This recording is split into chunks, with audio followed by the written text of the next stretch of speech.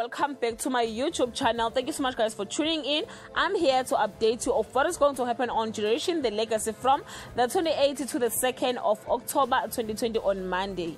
Gaddafi is shocked to hear what his late night visitor wants. Lisady is floored when she sees what her new housemate is up to. Zita's offer looks more enticing to Jose on Tuesday. Spain needs a friend's help to pull off her plan.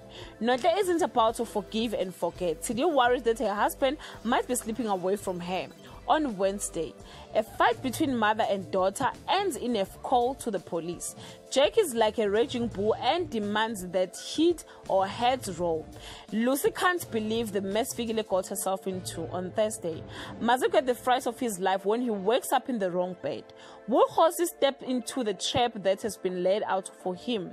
Ayanda decides to hand herself over to the police on Friday. Tidi reaches out to Gabis, desperately hoping he will change his attitude.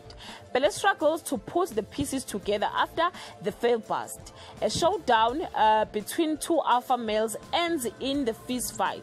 Guys, this is all I have for today. You can leave your comment below and share your thoughts. If you want the full episode, I will leave the link on the comment section. Bye.